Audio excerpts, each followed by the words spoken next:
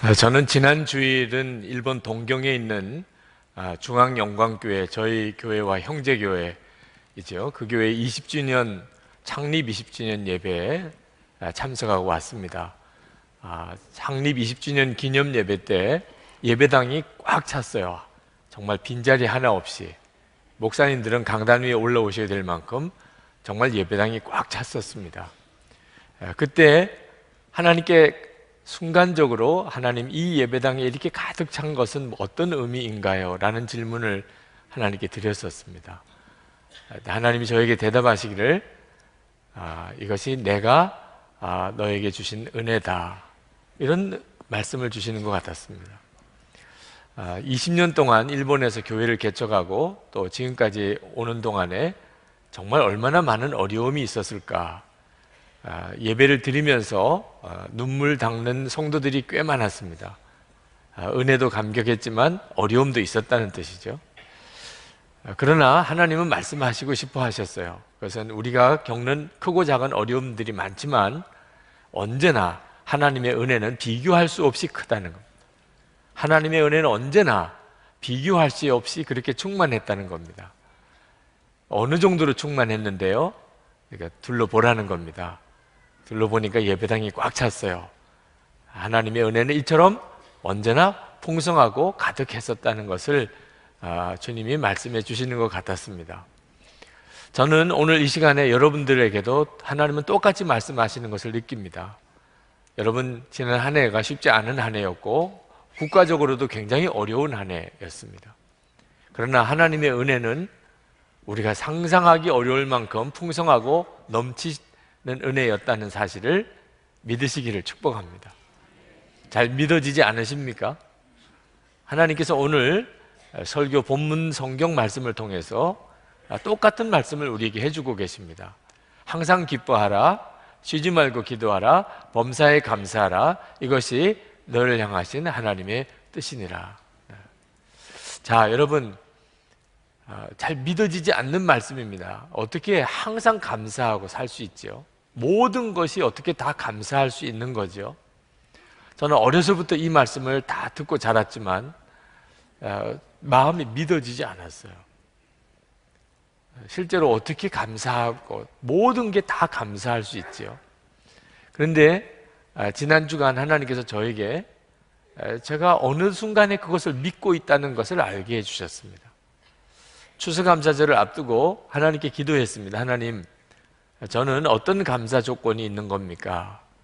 여러분이 영상에 보신 것처럼 하나님, 저에게는 올 한 해 어떤 감사의 조건이 있는 겁니까? 라고 하나님께 구했을 때 제 마음속에서부터 정말 거짓 없이 모든 것이 다 감사하지 라는 생각이 제 속에 있었어요. 저는 범사에 감사하라, 모든 것에 감사하라 라는 말씀을 사실 참 이해하기 어렵다고 생각했습니다. 그런데 어느 순간에 제가 마음으로 그렇게 고백하고 있는 겁니다. 모든 것이 감사하다. 제가 24시간 예수님을 바라보려고 하면서 제 안에 일어난 정말 놀라운 변화입니다. 모든 것이 다 감사하다. 우리는 예수님을 믿게 될 때 존재의 변화가 일어납니다. 나는 죽고 예수로 산다 그러죠. 우리 삶이 바뀌는 이유는 존재가 바뀌었기 때문입니다.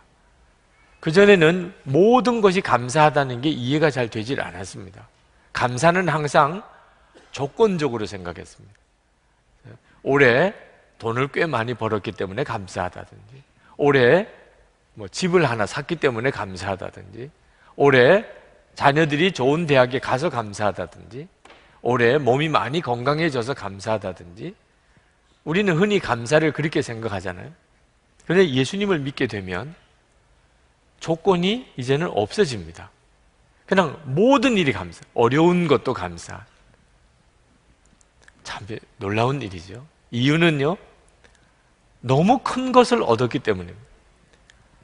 저는 예수님을 바라보는 눈이 뜨이면서 제 모든 것이 다 감사해졌어요. 예수님이 정말 제 마음에 계시다는 것을 알고, 그리고 그 예수님을 점점 알아가기 시작하면서 저에게 일어나는 모든 일들, 심지어 힘들고 어려웠던 것조차도 다 감사하게 느껴졌습니다. 어떤 사람이 죽을 병에 걸렸습니다. 병원에서도 별로 살 가능성이 없다고 한 사람이에요. 그런데 수술을 하고 극적으로 이분이 다시 생명을 얻었습니다. 그분이 퇴원할 때 어떤 느낌일까요? 정말 모든 것이 감사합니다. 하늘을 바라보아도 감사하고, 지나가는 길에 나무를 보아도 감사하고, 바람이 흔들리는 풀을 보아도 감사하고, 어떤 사람과 부딪혔는데 그것도 감사하고. 어떻게 이렇게 바뀌죠? 너무 큰 것을 얻은 거예요. 죽을 줄 알았는데 자기가 다시 살아났습니다. 이 엄청난 일이 자기에게 일어났습니다. 그러고 나니까 다 감사해요. 사실 따지고 보면 힘들고 어려운 일이 한두 가지였겠습니까? 수술도 해야죠. 재정적으로도 많이 손해를 봤겠죠. 여러 가지 힘들고 어려운 일들이 다 있었습니다. 앞으로도 그랬죠. 그런데 죽을 줄 알았는데 다시 살아났다는 거 하나만 가지고 나머지는 그냥 다 감사한 거죠. 우리가 예수님을 믿을 때 꼭 이런 일이 일어난다니까요. 평생 열등감에 사로잡혔어요. 나는 못났다고 생각했어요. 그런데 예수 그리스도 안에서 나는 하나님의 형상을 가진 존재라는 걸 알게 됐습니다. 하나님의 형상대로 지음받은 자예요. 하나님의 창조물입니다. 그걸 깨닫는 순간에 갑자기 속에서부터 감사가 터져 나옵니다. 죄책감 속에, 무거운 죄책감 속에 살았어요. 그런데 예수 그리스도의 십자가로 모든 죄가 사함을 받았습니다. 깨끗함을 받았습니다. 이 놀라운 복음을 알게 되는 순간에 정말 모든 게 감사합니다. 평생 자아 중심으로 살았습니다. 죄의 종로를 타고 살았습니다. 그런데 그런 나 자신이 예수님과 함께 십자가에 죽고 이제는 예수님이 내 안에 오셔서 내 생명이 되시고 내 주님이 되셨어요. 이것이 믿어지는 순간, 그리고 그 주님을 바라보는 눈이 뜨이는 순간에 모든 것이 다 감사한 겁니다. 이것이 바로 성도인 것입니다. 예수를 믿는 사람은 모든 것이 감사합니다. 여러분들에게 그 놀라운 일이 벌어졌습니까? 순교를 각오하고 중동에 선교사로 나가신 선교사님 가족이 있습니다. 그 아이들까지 다 같이 하나님 앞에 순교를 결단하고 갔습니다. 근데 이 아이들이 그 학교에, 그 현지에서 학교를 다닐 수가 없어요. 학교를 다니면 다 이슬람 교리를 공부하게 되니까. 그래서 다 집에서 그저 부모님으로부터, 다른 선교사님으로부터 그래서 집에서 공부를 하고 자랐는데, 고등학생이 되어서 그 부모님이 그래도 학교 경험을 해봐야 되지 않겠느냐. 그래서 한국의 순회 선교단에서 하는 헤브론 원형 학교에 그 큰 아들이 학교를 들어오게 됐습니다. 근데 늘 부모와 같이 지내다가 부모를 떠나서 한국에 왔고, 학교 다니지 않다가 이제 학교 생활도 해야 되고 기숙사 생활도 해야 되니까 많이 힘들었던 모양입니다. 불평도 생기고 원망도 생기고 두려움도 생기고, 그래서 많이 마음이 힘든 때에 영어 수업 시간에 숙제를 받았습니다. 자살을 하려고 하는 사람이 있다면 너는 그 사람에게 뭐라고 편지를 보내고 싶으냐, 영어로 그걸 쓰라는 거예요. 그게 과제였습니다. 그래서 기숙사에서 영어로 자살을 생각하는 어떤 사람에게 이제 메시지를 보내는 겁니다. 그런데 쓰다가 보니까 나의 복음을 썼어요. 본인이 예수님을 영접하고 십자가의 그 복음과 영광을 알게 됐고, 예수로 죽고 예수로 사는 놀라운 자기의 존재의 변화가 일어났던 것에 대한 고백을 영어로 이렇게 쓰다가 울었어요. 펑펑 울었어요. 하나님의 사랑이 이렇게 놀라운 것을, 나에게 베푸신 주님의 놀라운 은혜, 주님을 바라보는 눈이 새롭게 열렸어요. 그 불평하고 낙심하고 두려워하던 게 다 사라져 버렸다고 그랬어요. 여러분, 우리가 예수님을 믿고 예수님과 동행해서 사는 것 때문에 이게 얼마나 놀라운 일인지, 그 다음부터는 내 삶의 모든 것이 다 감사로 바뀌어버리게 됩니다. 여러분, 손양원 목사님 아시죠? 그 손양원 목사님의 일대기가 이번에 영화로 개봉이 됩니다. 목요일인가 개봉이 됩니다. 우리 교우들은 꼭 다 보시기 바랍니다. 의무로 다 보시기 바랍니다. 인증샷을 꼭 저에게 보내주시기 바랍니다. 근데 혼자 가지 마시고 정말 전도하고 싶은 사람 이번에 꼭 모시고 가세요. 내가 영화 보여주고 싶다. 그리고 밥도 사주고 싶다. 그리고 영화 보러 가세요. 이보다 더 좋은 전도 영화는 없습니다. 도대체 예수 믿는 게 뭔데? 하나님의 그 영광을 그 영화 속에서 정말 잘 드러내고 있습니다. 손양원 목사님이 공산당 청년이었던 안재선이 주동으로 하는 그 공산당 무리들에게 두 아들을 잃었습니다. 그러나 두 아들을 죽인 그 안재선을 용서하고 사랑하고 양자 삼았습니다.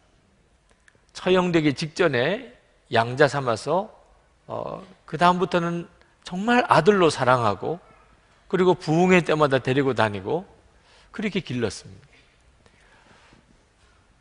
근데 더 놀라운 것은 그 두 아들이 장례 치를 때, 두 아들 장례를 치를 때 하나님께 9가지 감사를 올려드린 것은 유명한 사건입니다.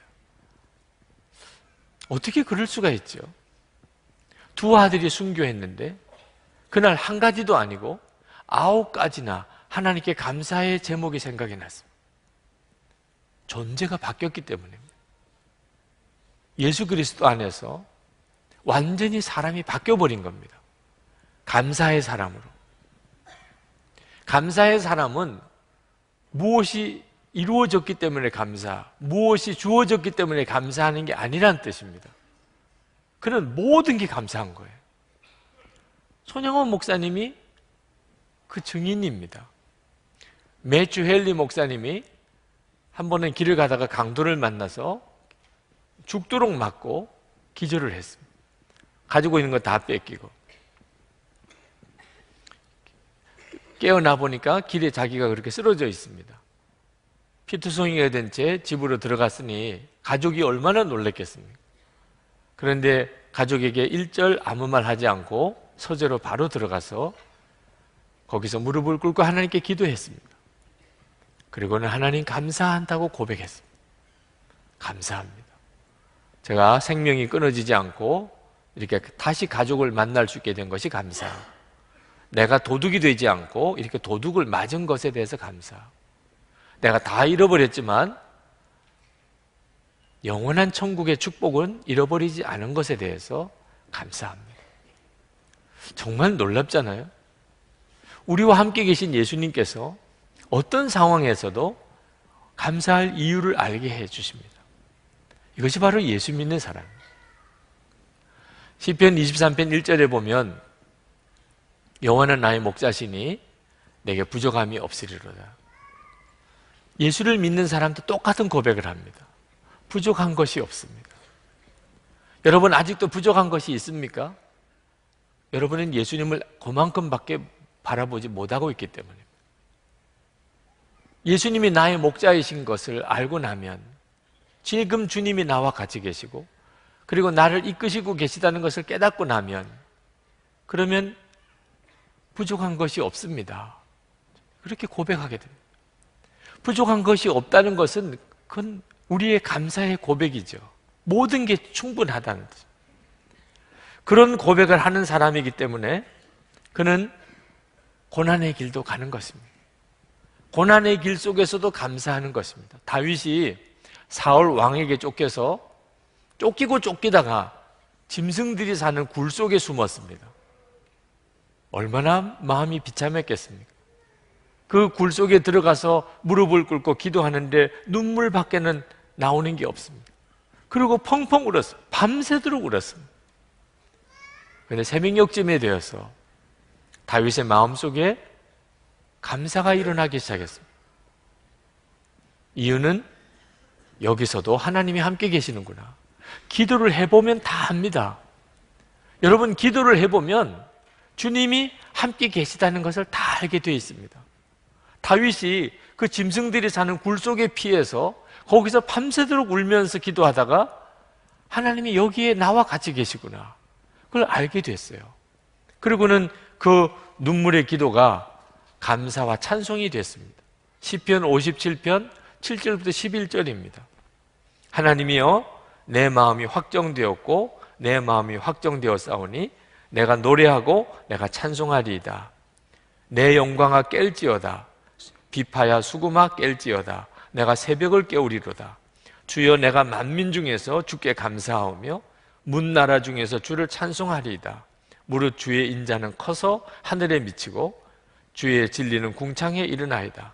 하나님이여, 주는 하늘 위에 높이 들리시며 주의 영광이 온 세계 위에 높아지기를 원하나이다.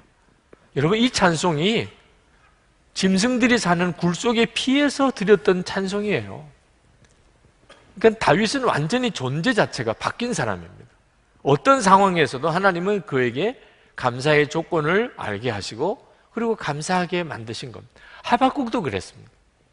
하박국 3장 17절 18절에 보면 비록 무화과의 나무가 무성하지 못하며 포도나무에 열매가 없으며 감람나무에 소출이 없으며 밭에 먹을 것이 없으며 우리의 양이 없으며 외양간에 소가 없을지라도 나는 여호와로 말미암아 즐거워하며 나의 구원의 하나님으로 말미암아 기뻐하리로다. 없으며 다 아무것도 없습니다. 근데 오직 하나님이 함께 계신, 하나님이 함께 계시는 것을 바라보게 되었습니다. 그러면 찬송하고 기뻐한다. 예수님을 믿는 사람은 당연히 그렇게 되는 거죠. 그래서 바울과 실라가 빌립보에 전도하다가 전도했다는 죄로 붙들려 들어가서 매맞고 그리고는 지하 감옥에 내동댕이 쳐졌습니다. 근데 한밤중에 바울과 실라가 마음에서부터 감사와 찬송이 일어나는 거예요. 그 상황에서도 말입니다. 왜? 주님이 함께 하시니까. 여러분이 이런 주 예수님을 믿으시잖아요. 여러분 안에도 이렇게 주 예수님이 계시잖아요. 그 예수님을 이렇게 바라보는 눈이 뜨이고 나면 그럼 나머지는 다 감사한 겁니다. 가평에 있는 생명의 빛 예배당에서 중국 목회자들 모임이 있어서 가서 설교를 했던 적이 있었습니다. 근데 제가 도착했더니 목회자들이 거기서 모임을 가지고 있었어요. 제가 중간에 들어가서 뭘 하나 하고 들어보니까 간증을 하고 계셨습니다. 중국이 개방 정책을 펴기 시작하면서 1980년대죠. 그때 옥중에 가둬놓았던 목사님들을 풀어주었습니다. 그 목사님들이 중국 북경에서 전도를 하고 교회를 개척을 했는데 그때 중국 최고 학부를 나온 엘리트들이 거기서 예수를 믿고 한 100여 명이 신앙생활을 시작을 했습니다. 그들이 이제 30년 세월이 지나서 중국 전역에 흩어져서 목회자로 사역자로 그렇게 살다가 이번에 한국에서 모임을 가지게 된 겁니다. 거기서 지난 30년 동안 이야기를 돌아가면서 하는 거예요. 교회를 세우고 그러면서 핍박당하고 고난당하고 굶기도 하고 감옥에도 가고 그랬던 이야기를 눈물로 고백을 하는 겁니다. 저는 그 모임에 참석해서 얼마나 감동을 받았는지 모릅니다. 그들은 고난을 이야기하면서 감사하고 있었어요. 왜? 성경에 예수님께서 그렇게 고난당하는 자가 복이 있을 거라고 하셨는데 자기들이 그대로 그 경험을 했다는 겁니다. 그처럼 거룩하고 그처럼 은혜롭고 그처럼 감동이 있는 모임을 우리 한국 목사님들하고 모일 때 경험 못 해봤어요. 무슨 차이일까? 고난의 차이였어요. 저는 고난이 이렇게 복이 되는 것이구나. 고난이 이렇게 은혜로운 것이구나. 그날 눈이 열리는 것 같았어요. 우리 한국 목사님들도 어려움 많습니다. 아마 어려움 당한 이야기 하라 그러면 밤을 새고도 하실 거예요. 그러나 고난의 수준의 차이가 있더라. 북한에 있는 성도들, 중국에 고난당하는 성도들, 우리 한국에 있는 성도들,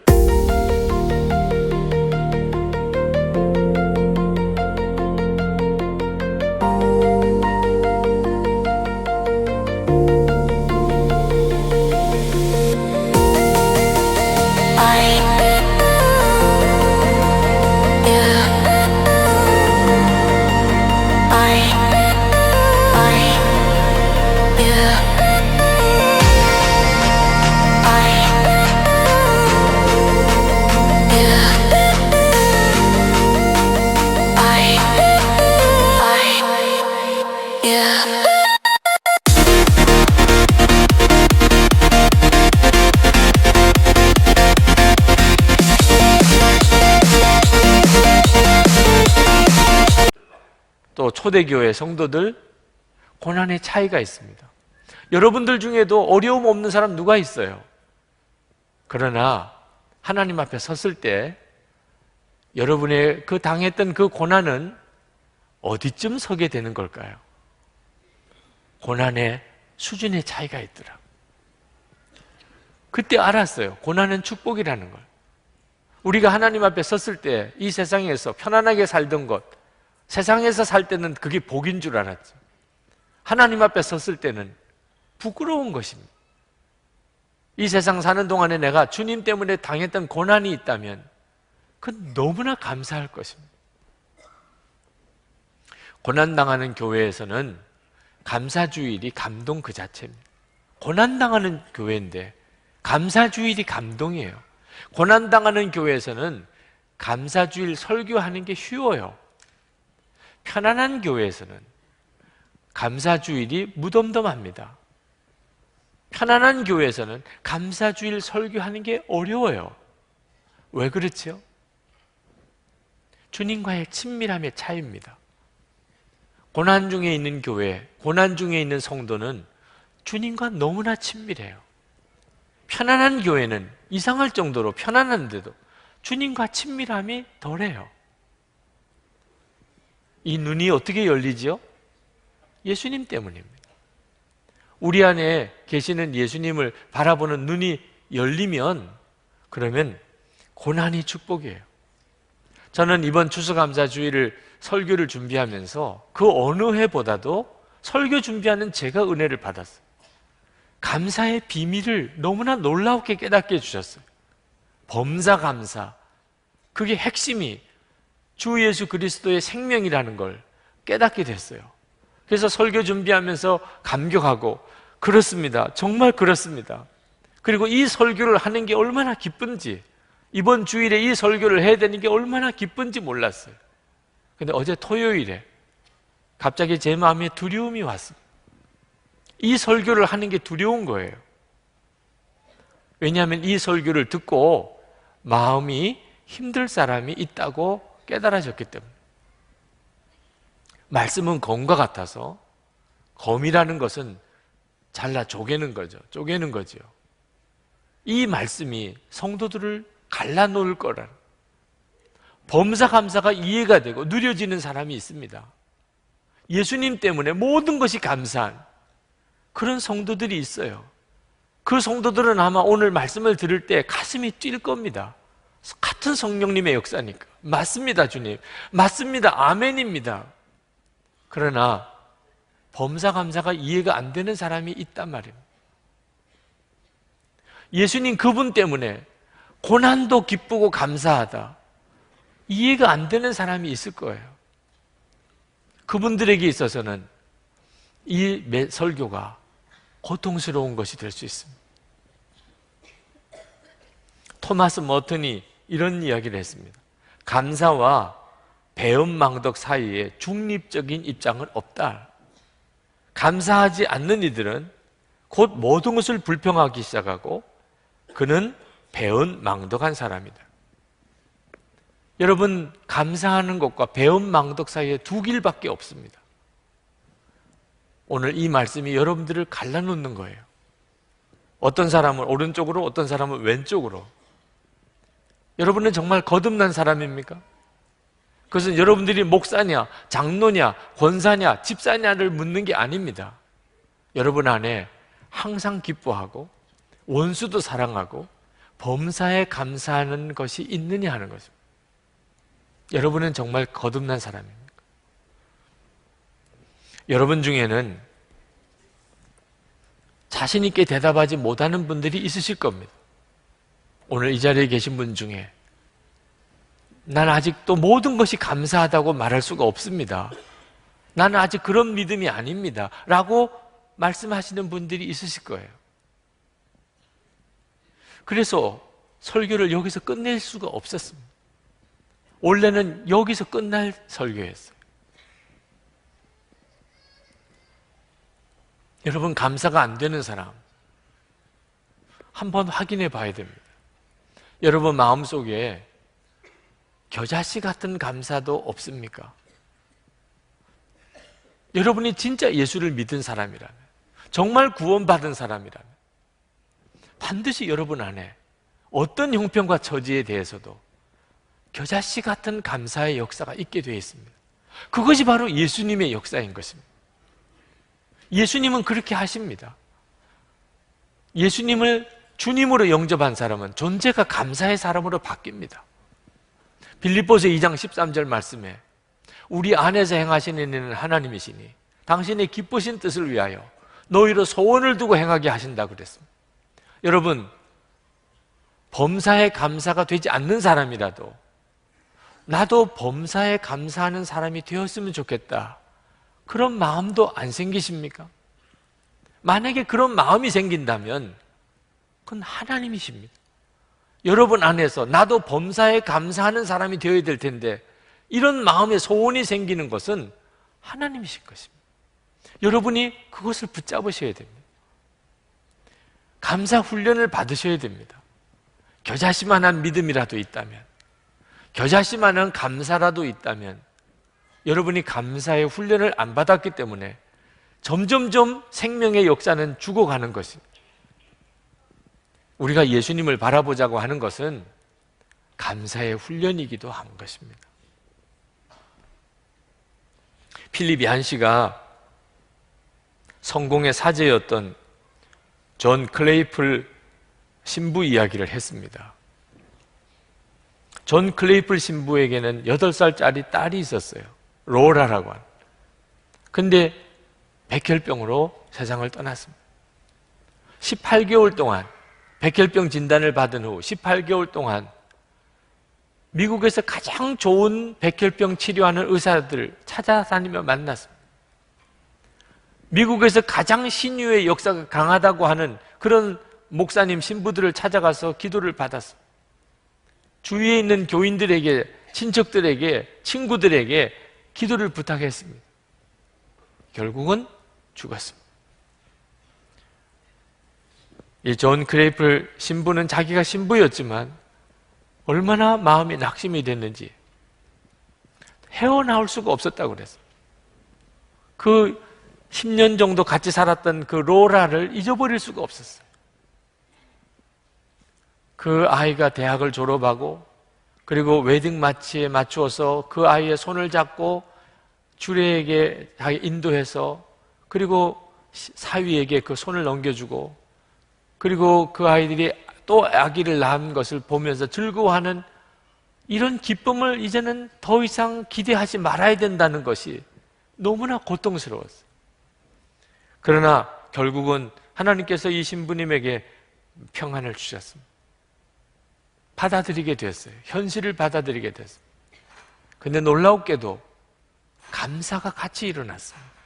감사가 일어났어요. 딸과 함께 했던 시간이 너무나 짧았지만 그것이 그 인생에, 그분의 인생 가운데 가장 큰 선물이라고 여겨지더라는 것입니다. 그래서 그는 그것을 책으로 썼습니다. 같은 아픔을 겪어본 사람이 지나온 길이라는 책을 썼습니다. 거기서 그는 이렇게 고백했습니다. 물론 내가 이렇게 깨달았다고 해서 모든 게 편해진다고 말하고 싶지는 않습니다. 하지만 딸 로라가 내게 주어진 순수하고 티 없는 선물이었음을 생각하면 견딜 수가 있습니다. 그 선물은 내가 노력해서 얻은 것도 아니고 내가 받을 자격이나 권리가 있어서 받은 것도 아닙니다. 내 딸, 그 선물을 받은 사람은 마땅히 취해야 할 태도가 감사가 아니겠습니까? 선물을 도로 가져가셨다 할지라도 말입니다. 이렇게 생각하면 딸을 선물로 주신 하나님께 더욱 감사하게 됩니다. 아직 연단을 감당해내는 게 정말 어렵지만 그래도 잘 해내려고 최선을 다하고 있습니다. 내가 어느 쪽으로 고개를 돌려도 딸 생각이 납니다. 딸이 눈에 들어옵니다. 딸 아이와 우리가 함께 즐겼던 것, 우리 딸이 말하던 것, 그 아이가 사랑했던 것이 다 보입니다. 이런 것들이 계속 보이는 상황에서 내게는 두 가지 선택이 있을 뿐입니다. 하나는 딸을 잃었다는 걸 자꾸 생각하는 것이고, 다른 하나는 애초에 그 아이가 우리에게 주어졌다는 기적 같은 사실을 음미하는 것입니다. 전자는 딸과 함께 할 수 있는 가능성이 사라졌다는 슬픔에 계속 빠져들게 만들고, 후자는 비록 짧은 10년이었지만 아이와 함께 했음에 대해 감사하도록 가르쳐 줍니다. 내가 인생의 지극히 작은 것들까지도 모두 선물이라는 것을 기억하도록, 그리고 그 선물을 제대로 사용하는 방법이 감사라는 것을 잊지 않도록 나를 도와주십시오. 여러분, 우리가 해야 될 일이에요. 여러분에게 힘든 일이 많으실 거예요. 올해는 유난히 우리 국가적으로도 어려운 일이 많았습니다. 그러나 여러분, 눈을 뜨고 보셔야 돼요. 하나님은 여러분들에게 무엇이 하나님이 주신 선물이었는지를 보게 해주시기를 원하십니다.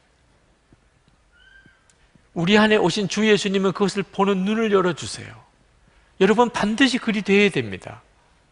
마틴 루터가 종교개혁을 하다가 크게 낙심한 일이 있었습니다. 그는 밥도 먹지 않았어요. 너무 낙심하고 두려워서. 그때 그 아내 카트리나가 장례식 때 가는 상복을 입고 나타났습니다. 루터가 물었어요. 누가 죽었냐고. 그랬더니 카트리나가 하나님이 죽었다고 그랬습니다. 루터가 화가 났어요. 하나님이 죽었다니 당신이 무슨 말을 그렇게 하는 거예요? 그때 아내가 말하기를, 아니 하나님이 죽지 않았으면 당신이 왜 밥도 먹지 않고 이렇게 낙심해 있는 겁니까? 당신이 이렇게 낙심해 있는 걸 보니 하나님이 죽은 게 분명하네요. 그때 루터가 깨우쳤어요. 그리고 다시 일어났습니다. 저는 오늘 이 설교가 여러분에게 그와 같은 역할을 하게 되기를 원하는 것입니다. 솔직히 지금 이 시간에 범사 감사하냐, 예수 그리스도 때문에 범사 감사한 사람이 되었느냐고, 그 말씀을 가지고 우리를 분별하면 갈라질 겁니다.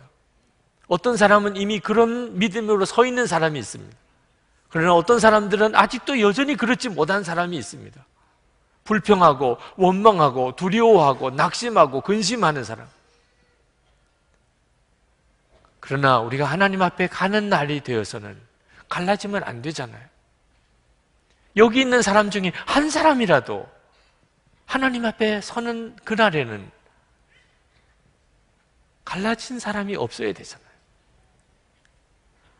우리 안에 오신 주님은 우리를 범사 감사의 사람으로 이끌어 가십니다. 계속해서 주님을 바라보는 눈을 뜨게 하십니다. 여러분이 그 주님을 붙잡으셔야 돼요. 저는 이 설교를 준비하면서 정말 이 예배에 참여한 분들은 또 방송으로, 영상으로 이 설교를 듣고 보는 모든 이들이 한 사람도 정말 거듭났느냐고 물을 때, 범사 감사의 믿음이 있는지를 하나님이 확인하실 때 한 사람도 거기에서 떨어지는 사람이 없기를 기도했습니다. 오늘 여러분에게 감사의 간증자 한 분을 세워드리려고 합니다. 김기순 권사님, 오늘 예배 여러분을 위해서 감사 증인으로 쓰셨습니다.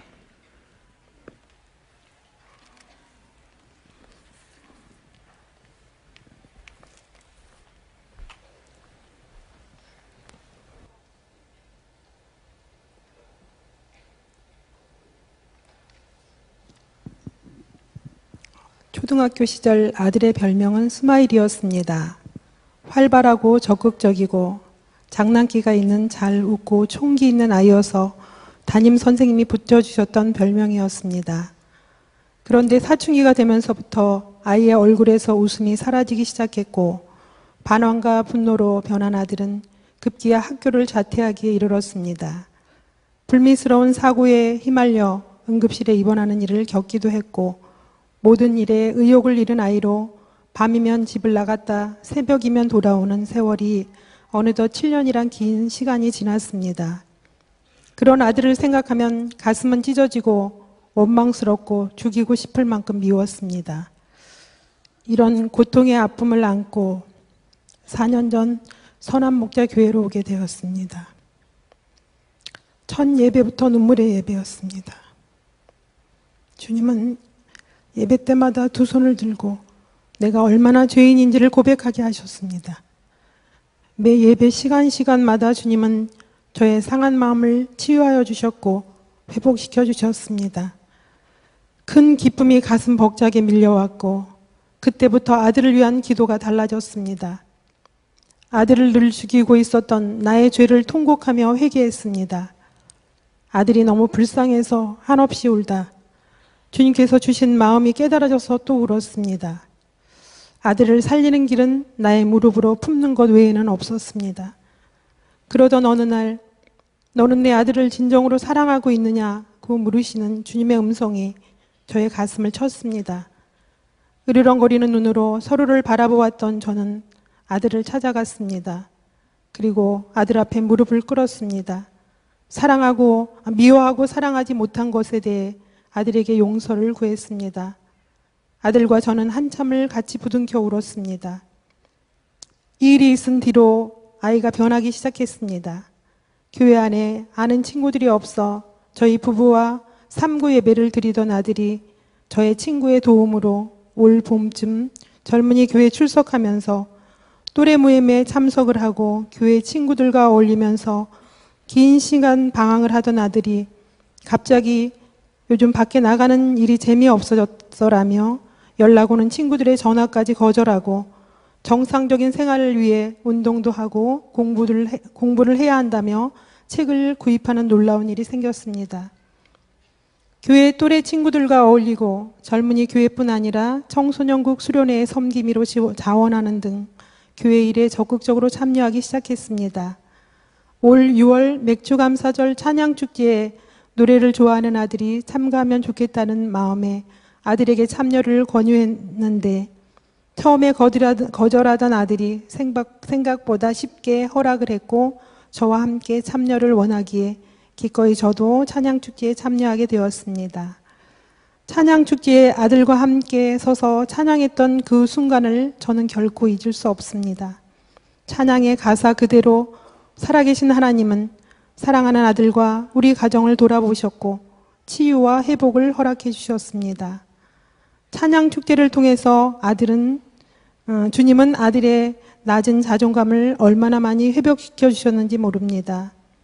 아들은 지난 8월 5일 군입대를 했습니다. 신병 훈련을 잘 마치고 자대 배치를 받아 군 생활을 하고 있는 아들은 훈련 기간 동안에 동기들을 전도하고 군 교회에서 주일마다 만난다고 좋아했습니다. 군대 가기 전 젊은이 교회에도 전도한 여러 명의 친구들이 양육과 제자 훈련을 받고 젊은이 교회에 잘 정착하고 있다는 소식을 담당 전도사님과 친구들을 통해 들었습니다. 한참 힘겨운 때를 지날 즈음 어느 날 앨범을 뒤적이다 어린 시절 활짝 웃는 아들 사진을 보며 마음이 너무 아파 한참을 울다 주님께 아들의 웃는 모습을 회복시켜달라고 기도했었습니다. 며칠 전 군 동기들과 찍은 단체 사진을 보았습니다. 예전보다 더 활짝 웃는 아들의 모습은 주님이 저에게 수고했다 벅차게 안겨주시는 기쁨의 선물 다발 같았습니다. 엄마가 추수감사절 감사에 간증자로 선다는 얘기를 들었을 때 아들은 자신의 어둡고 부끄러운 과거에 대해서 모든 것을 다 얘기해도 좋다고 말했습니다. 주님이 허락하신 가장 좋은 때, 가장 선하신 방법으로 허락하신 고난의 시간들을 이겨내고 감사의 고백을 올려드릴 수 있게 하신 하나님의 은혜와 사랑이 너무도 큽니다. 이 은혜의 기쁨을 생각하면 눈물만 나옵니다. 감당할 수는 없는 은혜입니다. 이 은혜와 기쁨을 나누는 사명의 삶을 살기 원합니다. 할렐루야, 감사합니다. 감사합니다, 목사님. 여러분, 추수감사 주일은 우리가 헌금을 좀 더 많이 해서 의미 있는 일도 하고 교회 재정도 보태는 주일이 아닙니다. 하나님의 계획은 결코 그렇지 않습니다. 감사가 믿음의 핵심입니다. 진짜 믿음입니다. 하나님이 우리에게 그걸 요구하시는 것은 우리의 인생을 뒤집기 위해서 그렇습니다.